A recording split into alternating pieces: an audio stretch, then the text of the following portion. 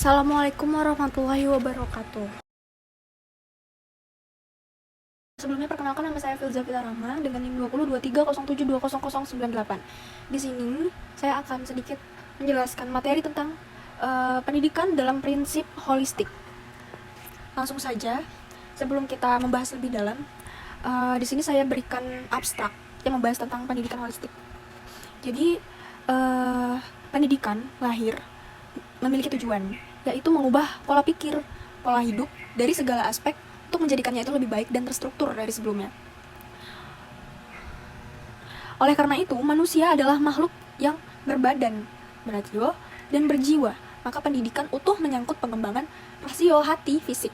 Karena manusia itu makhluk sosial, maka pendidikan juga menyangkut sosialitas manusia, budaya manusia, dan lain sebagainya. Nah, pendekatan holistik ini merupakan pendekatan yang menyeluruh, di mana semua pihak dilibatkan, dan juga cara penyajiannya menggunakan berbagai cara yang dapat saling menunjang. Jadi, secara abstrak, holistik ini adalah sebuah metode yang lebih luas, dengan metode yang menggunakan yang sifatnya kondisional, tetapi bersifat responsif. Singkatnya seperti itu untuk abstrak. Lanjut saja, introduction, pengenalan tentang materi kita. Jadi, jaringan pendidikan holistik mendefinisikan pendidikan holistik itu sebagai perjalanan pengalaman, penemuan, ekspresi, dan penguasaan yang bertingkat, di mana semua orang tujuan pendidikan holistiknya ditawarkan dengan banyak sekali berbagai macam ya. Jadi tujuan utamanya itu tetap satu, yaitu berkisar pada mengenali potensi bawaan setiap siswa atau setiap peserta pendidik ya, untuk bisa berpikir cerdas, kritis, kreatif, dan sistematis pastinya. Lalu, pendidikan holistik mementingkan pertumbuhan masing-masing siswa dengan memungkinkan seseorang untuk mencapai intelektual, kreatif, emosional, dan potensi fisiknya. Hal ini mendorong transfer pembelajaran lintas berbagai disiplin ilmu, di mana peserta didik memiliki kesempatan untuk berdiskusi secara terbuka dan kolektif tentang budaya. Nah, untuk pengenalan atau pengetahuan singkat tentang apa itu holistik. Nah, holistik ini tujuan intinya ialah ingin membuat peserta didik yang sedang melakukan pendidikan itu dijadikan peserta didik yang benar-benar memiliki wawasan yang luas, yang mampu mencakup dari berbagai aspek, yang bisa kreatif tetapi tetap sistematis sesuai jalur atau metode yang ada gitu. Jadi pendidikan holistik inilah sebagai peran kuat yang akan membuat siswa bisa seperti itu. Jadi holistik ini yang akan menjadi alatnya seperti itu. Lalu problemnya, nah kita masuk ke permasalahan yang ada lalu dikaitkan dengan pendidikan holistik seperti itu. Pendidikan dengan prinsip holistik ini memang belum 100% dapat direalisasikan. Masih maraknya lembaga pendidikan yang hanya menggunakan metode pembelajaran yang datar dan dasar saja, dan dikerahkan kepada para peserta didik. Sama halnya dengan para pendidik. Jadi sejauh ini memang prinsip holistik belum semuanya bisa dilakukan, karena itu masih ada keterikatan atau hal-hal yang memang belum dapat dikembangkan, baik itu dari pengajar maupun peserta.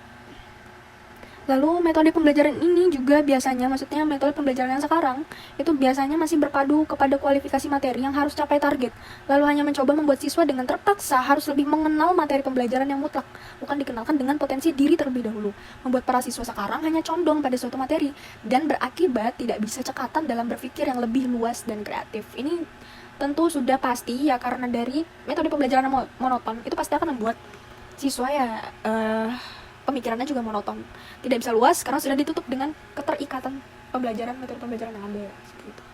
Lalu kurangnya dukungan terhadap prinsip holistik ini yang menjadikan tujuan adanya pembahasan tentang PPT yang saya buat untuk memberikan penjelasan lebih jelas dan lebih lanjut tentang prinsip-prinsip holistik, termasuk tentang identitas pribadi, makna, dan tujuan dari prinsip holistik tersendiri. Nah, hasil survei ini sudah ada yang melakukan penelitian. Saya ambil hasil survei dari Journal of Education Alternative ISSN, yaitu punyanya Mbak Laurisela dan Step McSkill dari University of Ontario, Kanada. Nah, dalam penelitian mereka lahirlah hasil survei yang menyatakan Sebagian peserta, 82%, menyatakan mereka itu belajar lebih banyak tentang identitas pribadi, tentang siapa Anda, apa yang Anda yakini, pendapat Anda tentang hal tertentu, isu-isu politik, agama, filsafat. Dan menurut mereka itu akan bermanfaat bagi mereka setelah lulus SMA. Jadi pengenalan jati diri dan peluasan pengetahuan diri itu sangat penting untuk mereka bisa berdiri sendiri di masa depan nanti. Lalu peserta juga menyatakan bahwa belajar lebih banyak tentang siapa mereka akan bermanfaat untuk mereka memahami jalan mana yang akan membantu mereka mencapai tujuan mereka. Ini terfokus kepada tujuan karir, yaitu balik lagi, pengenalan diri itu penting untuk menentukan tujuan karir yang akan dijalankan oleh para siswa-siswi ini. Tuh. Lalu dari 3/4 peserta yang memberikan tanggapan menyatakan bahwasannya dari 2 hasil survei tadi bermanfaat jika dilakukan belajar lebih banyak tentang makna dan tujuan pribadi mereka sebelum memasuki jenjang berikutnya. Jadi prinsip holistik di sini menghasilkan bahwasannya bidang lain yang dirasa dibutuhkan oleh siswa sebagai paparan tambahan. Lalu sepertiga peserta merasakan lebih banyak interaksi dengan komunitas, organisasi, lalu pembentukan karakter, perkembangan hubungan positif dengan orang lain, seperti itu. Dan 1/4 peserta mengatakan bahwa membangun koneksi yang kuat dan luas itu juga sangat bermanfaat bagi karir mereka yang akan membantu membangun pengalaman. Nah, dari hasil survei ini sebenarnya sudah dapat disimpulkan prinsip holistik yang sudah digunakan di hasil ini sangat-sangat memberi efek yang nyata tentang masa depan tujuan untuk para siswa. Jadi prinsip holistik ini sangat-sangat membantu para siswa bisa mengenal jati diri dan bisa lebih mempersiapkan hal-hal yang memang harus disiapkan untuk mereka menjadi diri sendiri di masa yang akan datang. Lalu ada hipotesis. Hipotesis dari prinsip holistik ini beberapa saya ambil ialah prinsip holistik akan terjadi kebermanfaatan atau kesuksesan mereka setelah sekolah karena mereka percaya akan pengalaman dengan ilmu di bidang holistik, dengan 5 bidang holistik, yaitu ada identitas pribadi, makna tujuan, hubungan dengan komunitas, hubungan dengan alam, dan nilai-nilai kemanusiaan yang akan menjadi bermanfaat bagi mereka setelah menyelesaikan pendidikan menengah. Mayoritas dari 70% peserta juga setuju bahwa mereka harus lebih banyak memaparkan terhadap prinsip-prinsip holistik ketika berada dalam sistem kurikulum 12. Hal itu akan terjadi lebih sukses di universitas. Sudah dibuktikan dengan adanya tadi hasil survei. Lalu siswa juga mendukung pengalaman dengan holistik, melaporkan bahwa pendidikan holistik akan sangat membantu mereka menjadi lebih baik dan lebih memahami karir mereka setelah lulus. Nah, dasar prinsip holistik. Dasar prinsip holistik ini ialah sebuah bentuk pendekatan pembelajaran yang fokusnya pada pemahaman informasi dan mengkaitkannya dengan beberapa topik lain yang membantu membangun satu kerangka pengetahuan baru.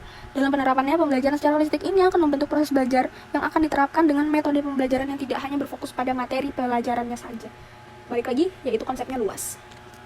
Lalu dasar prinsip holistik ini ada beberapa dasarnya atau ada beberapa karakteristiknya, ciri-cirinya, yaitu dengan belajar melalui keseluruhan bagian otak. Jadi otak kanan, otak kiri itu ikut berpikir. Kan ada orang yang memang dominan di salah satu otak kanan atau kiri. Di holistik tidak, semuanya harus bekerja. Lalu belajar melalui kecerdasan yang majemuk, yaitu semuanya harus ikut turut serta. Lalu pendidikan holistik memelihara perkembangan peserta didik yang terfokus pada intelektual, emosional, sosial, fisik, kreativitas atau intuitif, estetika dan spiritual emosi. Pembelajaran diarahkan agar siswa menyadari akan keunikan dirinya dengan segala potensinya. Mereka diajak untuk berhubungan dengan dirinya yang paling dalam, inner self, sehingga memahami eksistensi otoritas, tapi sekaligus bergantung sepenuhnya kepada penciptanya.